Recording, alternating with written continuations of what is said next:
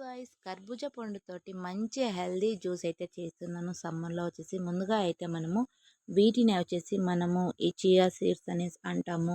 కొంతమంది వచ్చేసి కామ కస్తూరి బీజులు అనేసి అంటారు కదా. వీటిని చేయడానికి ఒక 10 నిమిషాల ముందే వాటర్లో అనేది నానబెట్టుకోవాలన్నమాట.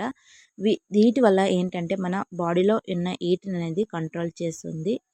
వీటిని సమ్మర్లో మనం రోజు జ్యూస్ లాగా కానీ లేదా రాగి జావలో కానీ వేసుకొని తాగటం ద్వారా మనకు బాడీలో ఉన్న హీట్ అనేది కంట్రోల్ చేస్తుంది. డాక్టర్స్ చెప్పిన ఇది మంచి హెల్దీ టిప్ అనమాట. ముందుగా అయితే పాలనైతే ఒక హాఫ్ లీటర్ కాదు, పావు లీటర్ పాలనైతే తీసుకొని ఫస్ట్ వచ్చేసి గ్యాస్ మీద అయితే పెట్టుకొని బాగా మరిగించుకోవాలన్నమాట. బాగా వాటర్ అనేది వేయకూడదు. మనం చేసేది ఇప్పుడు హెల్దీ జ్యూస్ కాబట్టి ఇందులోకి వాటర్ అనేది వేయకుండా పాలు అనేది బాగా మరగబెట్టుకొని దీంట్లోకి ఒక ఒక స్పూన్ అంతా మిల్క్ పౌడర్ అనేది తీసుకోవాలి. పక్కనే మిక్స్ చేసుకోవడానికి పాలు అనేది మరుగుతూ ఉన్నాయి. దీంట్లోకి ఒక స్పూన్ అంతా మిల్క్ పౌడర్ తీసుకున్న తర్వాత దీంట్లోకి కస్టర్డ్ పౌడర్ అనేసి అంటాము. మనకు షాప్లో అయితే అన్ని షాపుల్లో దొరుకుతాయి. బాదం మిల్క్ చేస్తారు కదా, ఆ కస్టర్డ్ పౌడర్ని అయితే తీసుకొని ఒక స్పూన్ అనేది కస్టర్డ్ పౌడర్ అనేది వేసుకోవాలి. మిల్క్ పౌడర్లోకి ఒక స్పూన్ కస్టర్డ్ పౌడర్ అనేది వేసుకొని రెండు కూడా బాగా మిక్స్ అయ్యేటట్టుగా కలిపేసుకొని మనమైతే ముందుగానే పాలు అయితే వేడి చేసుకోవడానికి పెట్టాం కదా, ఆ పాలు అనేటివి ఫస్ట్ వేడి కాకుండానే కొన్ని అయితే తీసుకొని పక్కకు పెట్టుకోవాలి. ఎక్కువగా వేడి అయిపోతే ఈ కస్టర్డ్ పౌడర్లోకి వేసుకున్నప్పుడు ఉండలు కట్టే ఛాన్సెస్ అయితే ఉంది. గోరువెచ్చగా అయిన తర్వాత పాలు అనేది ఒక టీ గ్లాస్లో సైడ్కి అయితే తీసుకొని కస్టర్డ్ పౌడర్లోకి అయితే వేసుకొని మిక్స్ చేసుకోవాలి. ఈ పాలు అనేటివి బాగా మరుగుతూ ఉన్నప్పుడు కస్టర్డ్ పౌడర్లోకి పక్కకు తీసి పెట్టుకున్న పాలన్నిటి వేసుకొని బాగా మిక్స్ చేసుకోవాలి. ఉండలు లేకుండా మిక్స్ చేసుకోవాలన్నమాట. ఉండలు వచ్చేస్తే కనుక మనం చేసుకునే జ్యూస్ అనేది మనకు తాగడానికి అంత టేస్టీగా అనిపించవు. కాబట్టి ఉండలు లేకుండా మిక్స్ చేసుకోవడానికి అయితే ట్రై చేయండి. కస్టర్డ్ పౌడర్ అలాగే మిల్క్ పౌడర్ ఈ రెండింటిని ఉండలు లేకుండా బాగా కలుపుకోండి. స్పూన్ తోటే కలుపుకోండి. కస్టర్డ్ పౌడర్ మిల్క్ పౌడర్ అయితే ఈ విధంగా అయితే రెడీ అయిపోయింది. ఇప్పుడు పాలు బాగా కుతకుతలాడేటప్పుడు బాగా మరిగి మనం వేసిన పావు లీటర్ పాలు దాంట్లోకి ఒక 20% అంతా మరిగిపోయిండాలన్నమాట. ఇప్పుడు దీంట్లోకి మీకు తగినంత షుగర్ అనేది వేసుకోండి. షుగర్ ఇష్టం లేని వాళ్ళు లాస్ట్లో కస్టర్డ్ పౌడర్ అంతా వేసిన తర్వాత మిక్సీలోకి బెల్లం వేసుకున్నా కూడా సరిపోతుంది. ఇప్పుడు కలిపి పెట్టుకున్న కస్టర్డ్ పౌడర్ అలాగే మిల్క్ పౌడర్ని మిక్చర్ని అయితే దీంట్లోకి అయితే వేసేసుకొని ఇప్పుడు దీన్ని ఒక స్పూన్ తోటి తిప్పుతూనే ఉండాలి. లేకపోతే కింద అడుగున మాడిపోయే ఛాన్సెస్ అలాగే ఉండలు కట్టే ఛాన్సెస్ అయితే ఎక్కువగా ఉంది.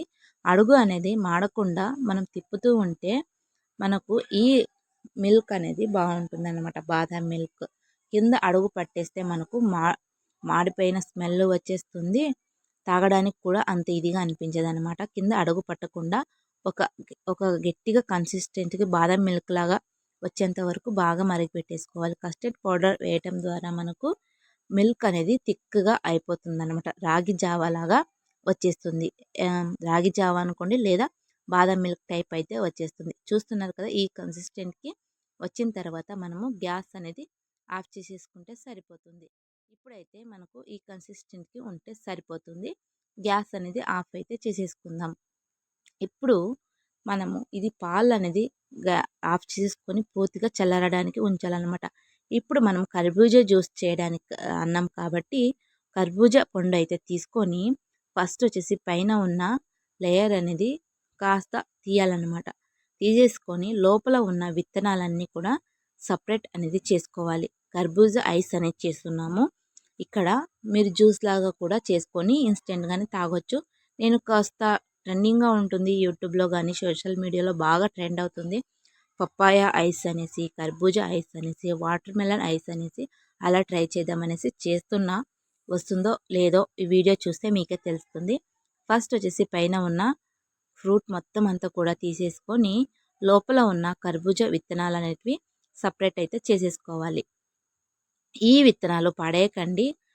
గోడకేసుకొని ఎండబెట్టుకుంటే కనుక వీటిని చిన్న 90s కిడ్స్ అయితే వీటిని తింటూ ఉంటారనమాట వెండిన తర్వాత. మనం కూడా షాపుల్లో కూడా వీటిని పాయసంలోకి వేయడానికి అయితే తీసుకుంటూ ఉంటాము. కర్బూజా సీడ్స్, వాటర్ మెలన్ సీడ్స్ అయితే తీసుకుంటూ ఉంటాం. అట్లా కూడా వస్తాయన్నమాట. వీటిని అనేది పాడేయకండి. ఎండబెట్టుకొని మళ్ళీ యూజ్ చేసుకోండి విత్తనాల్ని. ఇప్పుడు విత్తనాలన్నీ కూడా సపరేట్ చేసేసుకొని ఒక స్పూన్ సహాయంతో లోపల ఉన్న పండు గుజ్జంతా కూడా సపరేట్ అనేది చేసుకోవాలి. జ్యూస్ చేయడానికి ఇలా స్పూన్ తోటే మనం చేసుకోవాలన్నమాట. మనము డైరెక్ట్గా ఫ్రూట్ తోటే ఐస్ లాగా చేయాలనుకుంటున్నాం కాబట్టి ఈ ఫ్రూట్ షేపు పోకూడదు, అలాగే మనకు లోపల ఉన్న గుజ్జు అంతా కావాలి కాబట్టి ఈ విధంగా మనం గుజ్జు అనేది సపరేట్ అనేది చేసుకోవాలి.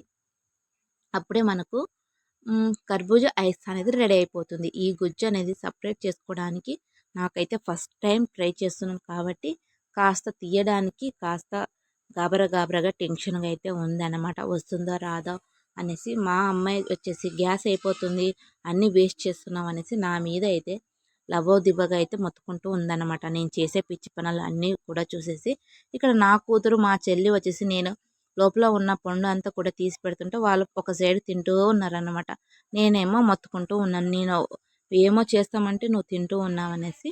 ఇక ఆ పక్కన పెడితే ఈ మిశ్రమాన్ని అంతా తీసుకొని మెత్తగా మిక్సీలో వేసి పేస్ట్గా తీసుకోవాలి. ఇక్కడ ఎలాంటి వాటర్ని యూజ్ చేయకూడదు. ముందుగానే చేసి పెట్టుకున్నాం కదా బాదం మిక్చర్ని, కస్టర్డ్ పౌడర్ వేసుకొని పాలు, మిల్క్ పౌడర్ని దాన్ని మిక్సీలో వేసుకొని డబల్ తిప్పాలి అది కింద పైనగా అస్సలు ఫ్రూట్ అనేది కనిపించకుండా మెత్తగా మిక్సీ కూడా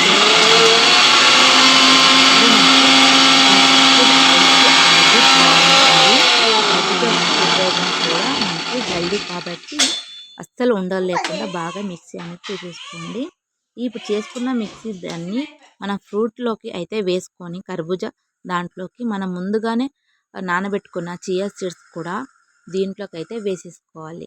చియా సీడ్స్ అనేటివి మీ ఆప్షనల్, తింటే వేసుకోండి.